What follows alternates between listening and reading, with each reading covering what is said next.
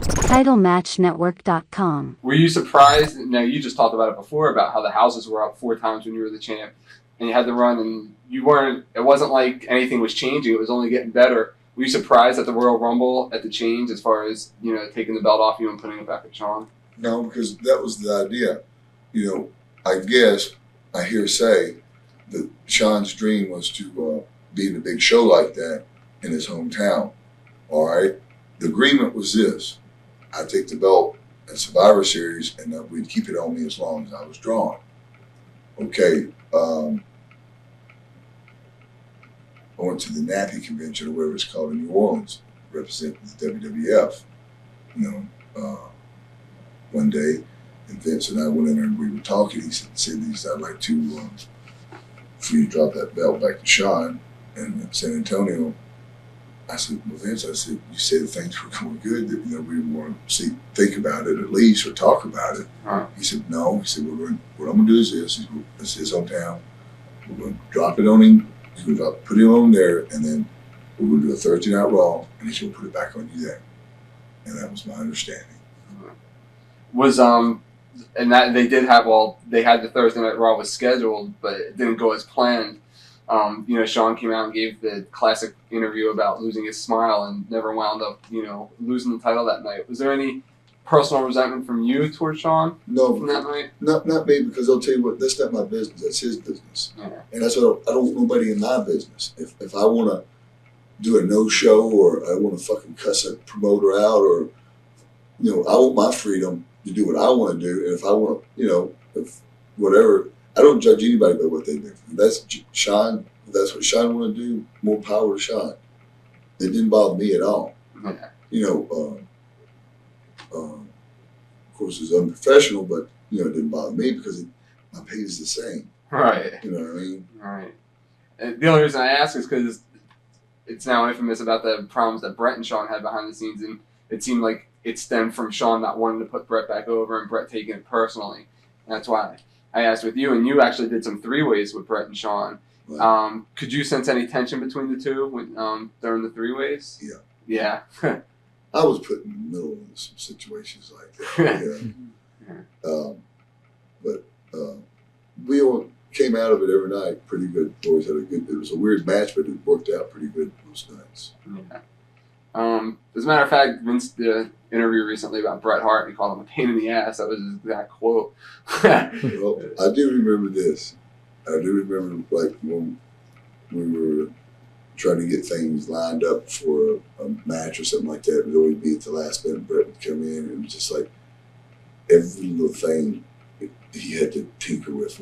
Well, let's do like this and that. And sometimes I just see Vince, he look at me, just, breathe. But the thing about that is too is that, the business, for Bret though, at least he was trying to take up for himself. He knew he was being gouged from someone, somewhere. Yeah. And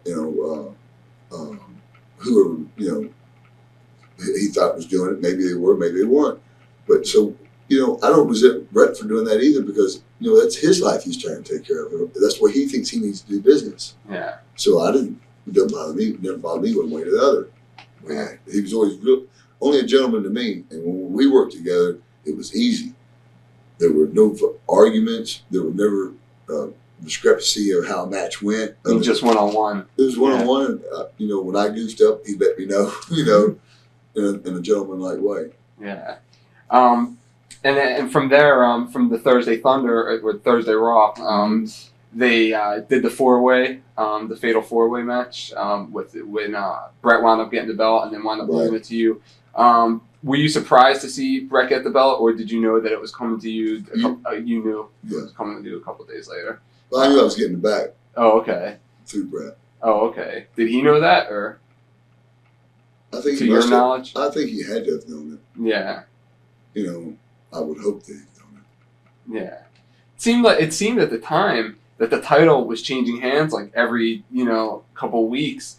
Was that the way it was supposed to be, or was it just management just changing their mind every 5 minutes? Who knows? Yeah. That's really a hard question to answer.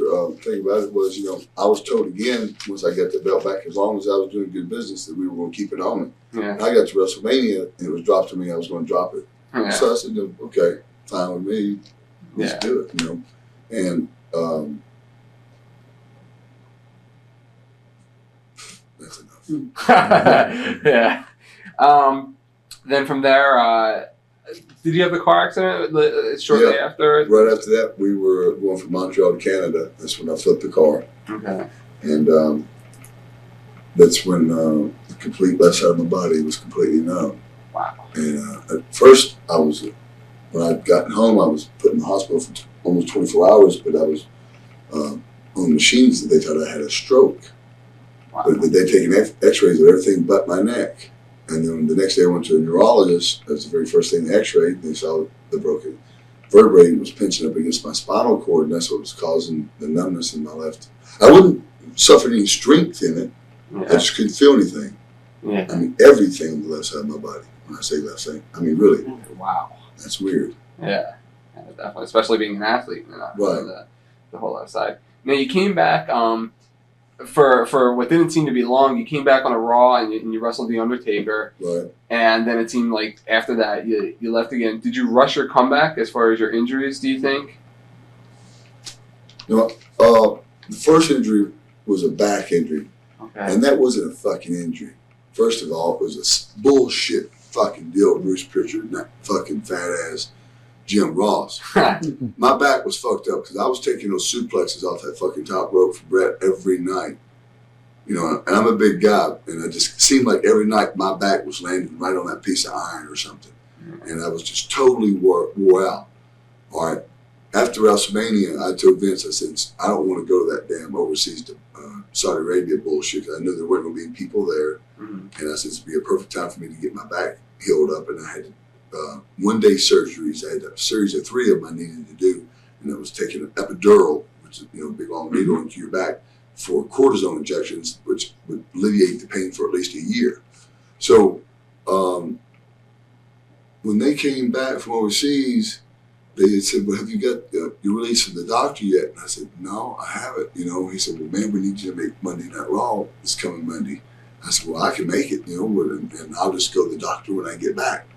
And they said, no, we need you to go right now to the doctor and have a look at it. Now, this is before they started the cortisone treatments. Yeah. I said, guys, if I could just have a couple, don't worry about my back. I'm telling you right now, if I go to the doctor, they're probably going to want to do surgery. And I was, I knew that. That's how messed up it was. Mm-hmm. And I said, look, my doctor can't even get me in today. I was leaving to go to a family reunion for Saturday, and I was going to be back Sunday, and I was going to fly out Monday for Monday Night Raw.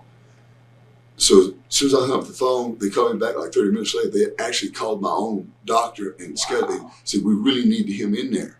Could you please get him in? So I said, okay, I'll call you back in about 30 minutes because I was only 5 minutes from my doctor's office.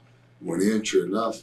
He said, man, you're like 6 weeks, 8 weeks off or something. Yeah. So I called him back and see what I fucking told you. And see, that's what started my bullshit there, was them 2 fat fucks getting in my way. And see, Vince, knowing it or not knowing it, if he does know it, then that makes him a dumb fuck too, to take a talent like me and just fuck me off like that, because I was willing to come back to work without a fucking doctor's release, because we've all had to do that. And we're all going to have back problems. You have to work around them.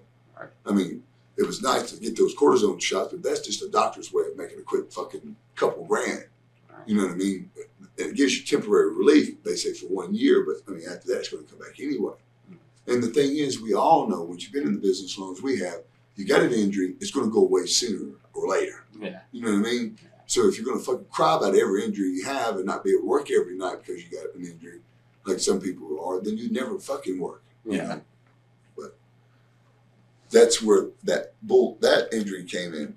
It wasn't really an injury. It was just I needed a little time off. And then when I came back, we had the wreck, and that's when I had the real surgery, when I had a new vertebrae put in my neck. So basically, there was no injury, just the fact that they all of a sudden they needed you. What it was is they could. I don't know what reason in the world, but they wanted me to have a doctor's release for my back before I came back. I guess for whatever reason, they wanted to fuck with me or something. But I said, man, guys, I'll come back and then I'll go to the doctor and I'll just say, I'm okay. And we'll go on. He goes, okay, well, that's what we'll do. And like I said, 5 minutes later, he goes, we'll just talk to your doctor. He said, he'll squeeze you in. I said, okay. I didn't want to go to the doctor because I knew exactly what they wanted. I think, and I could be wrong, the last time that you were on Raw was the Texas Raw, maybe San Antonio Raw, or with the mystery partner deal with Steve Austin. You came out. There was some talk that you had collapsed that night. I did. In the locker room. What it was, the thing was, I was, like I said, completely numb on the left side of my body. I couldn't even hardly feel a foot brake paddle. Almost wrecked on the way over to that fucking building. Yeah. You know, that's how messed up I was. And that's what really pissed me off, too, is Vince comes by and goes, man, you okay? I said, no, I'm not fucking okay. I told Jim Cornette that. I told all your stooges that. And you didn't get that fucking message? Well, no, if I knew you were this sick, there's no way I'd have you here, Sid. He's like, okay. Yeah. Walk on. So at that point, it seems now that the WWF has put out anyway through their grapevine, whether it's their 900 numbers or their internet, that Sid's an injury case. You know, that Sid's bad because, you know, Sid's always claiming that he's injured. You know, what would be your response to that? Well, the facts are as this. Yeah. I had one back injury, all right? It was one I didn't want any time off. Other than that, I knew that trip overseas would be the great time for after WrestleMania and be a good time to take a little time off and let my back heal. I was ready to come back to work right away. They were the ones then sent that damn process into that 8-week fucking deal where I had to go into those long, you know, cortisone treatment deals, which I could have done at my own time on my days off. I didn't have to do it. You know, if they would let me done it my way, I would have been back to work the very next day, Right. the day they needed me. But when you force a doctor, you know, the thing about doctors are too, doctors don't like people like WWF people because they don't care about you. And the doctor's job is to care about you. And that's what the doctors even said to me. These guys are trying to rush you into something. And so, I mean, I had one injury. And I had a serious injury, and I had to fucking have an operation. You know, if that's being injury prone, you know, then yeah, maybe I am injury prone. But I didn't ever fucking miss a show. Didn't ever fucking do what I had to do to fucking help the company. They promoted a match with you and Bret Hart in the pay-per-view that never happened with everything. It was right after either Bret had won the title or Bret had full-fledged turned. At the time they promoted it, do you think that they knew that you weren't going to be there, but they promoted it anyway because of the way that you're back and the way that everything was?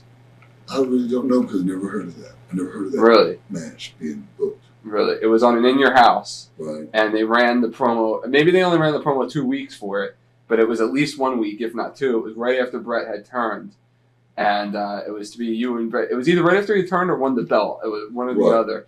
And it was to be you and Bret, and then all of a sudden they changed it. And then I think that's when they changed it to the Steve Austin match that they had at one of the In Your Houses. But I could be wrong, but I know that they ran a promo with you guys. No, I never knew that.